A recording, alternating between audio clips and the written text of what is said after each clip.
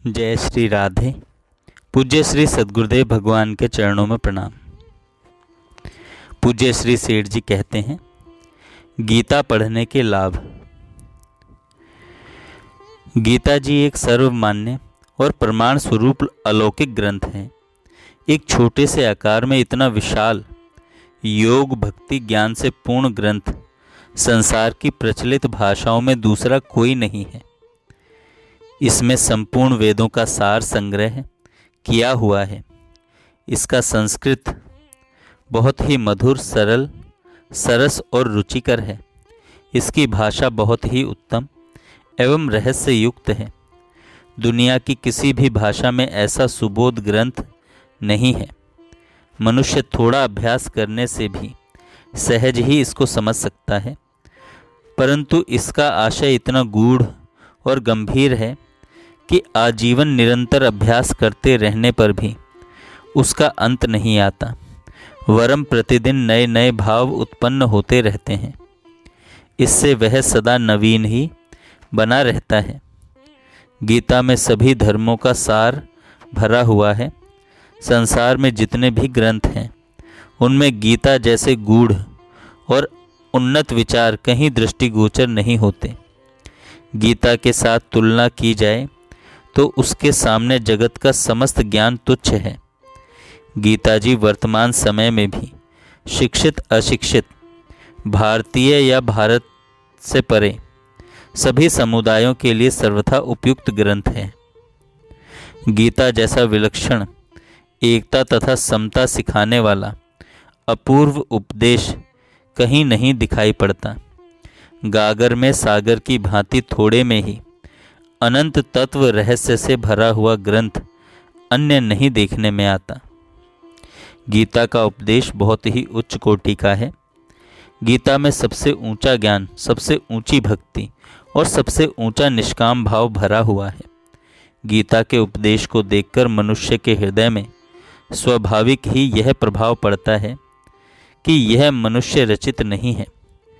गीता एक उच्च कोटि का दर्शन शास्त्र है।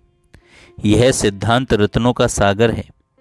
इसके अध्ययन से नित्य नए उच्च कोटि के भाव रत्न प्राप्त होते रहते हैं। गीता का श्रद्धा प्रेम पूर्वक गायन करने से इतना रस आता है कि उसके सामने सारे रस फीके हैं। गीता मनुष्य को नीचे से नीचे स्थान से उठाकर ऊंचे से ऊंचे परम पद पर आरूढ़ कराने वाला एक अद्भुत प्रभावशाली ग्रंथ है।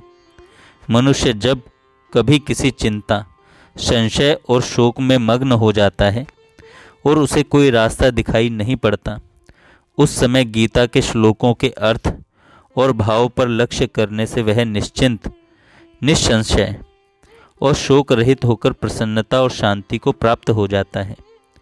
गीता में बहुत से ऐसे श्लोक हैं जिनमें से एक श्लोक का या उसके एक चरण का भी यदि मनुष्य अर्थ और भाव समझकर अध्ययन करे और उसके अनुसार अपना जीवन बना ले तो उसका निश्चय ही उद्धार हो सकता है।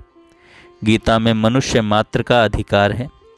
भगवान श्री कृष्ण ने स्वयं कहा है, गीता के 3 अध्याय के 31वें श्लोक में, जो कोई मनुष्य दोष दृष्टि से रहित और श्रद्धा युक्त होकर मेरे इस सिद्धांत का सदा अनुसरण करते हैं, वे भी संपूर्ण कर्मों से छूट जाते हैं। वे भी संपूर्ण कर्मों से छूट जाते हैं।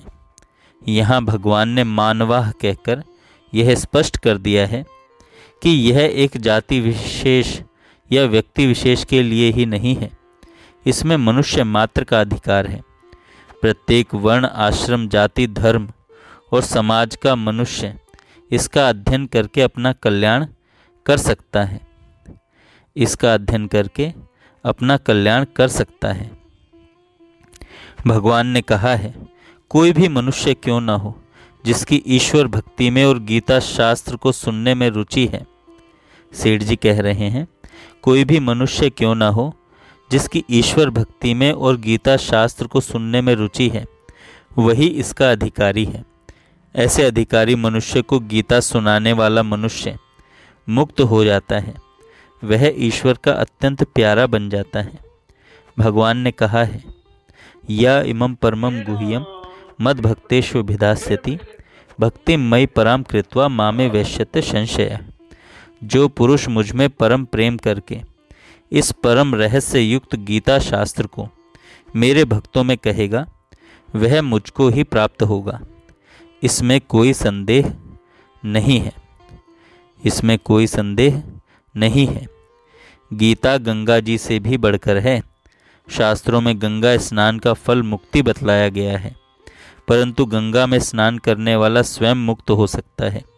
वह दूसरों को संसार सागर से तारने में असमर्थ है, किंतु गीता रूपी गंगा में गोते लगाने वाला स्वयं तो मुक्त होता ही है, वह दूसरों को भी तार सकता है। गंगा तो भगवान के चरणों से उत्पन्न हुई है, किंतु गीता साक्षात भगवान के मुखारविंद से निकली है। फिर गंगा तो उसमें जाकर स्नान करता है, फिर गंगा तो जो उसमें जाकर स्नान करता है उसी की मुक्ति करती है, किंतु गीता तो घर घर में जाकर उन्हें मुक्ति का मार्ग दिखलाती है। गीता को स्वयं भगवान से भी बढ़कर कहा जाए तो भी कोई अतियुक्ति नहीं होगी, क्योंकि भगवान ने स्वयं कहा है वराह पुराण के अंदर, मैं गीता के आश्रय में रहता हूँ, गीता मेरा उत्तम घर है। गीता के ज्ञान का सहारा लेकर मैं ही तीनों लोकों का पालन करता हूँ। मैं ही तीनों लोकों का पालन करता हूँ। गीता जी का अध्ययन करने वाले को चाहिए कि वह उसे बार बार पढ़े, हृदयंगम करे और मन में धारण करे एवं उसके प्रत्येक शब्द का इस प्रकार मनन करे कि वह उसके अंतःकरण में प्रवेश कर जाए। वह उसके अंतःकरण में प्रवेश कर जाए। भगवान के शरण होकर इस प्रकार अध्ययन करने से भगवत कृपा से गीता का तत्व रहस्य सहज में ही समझ में आ सकता है। जय श्री राधे। आप सभी को गीता जयंती की बहुत बहुत शुभकामनाएं। जय श्री राधे। पूज्य श्री सद्गुरुदेव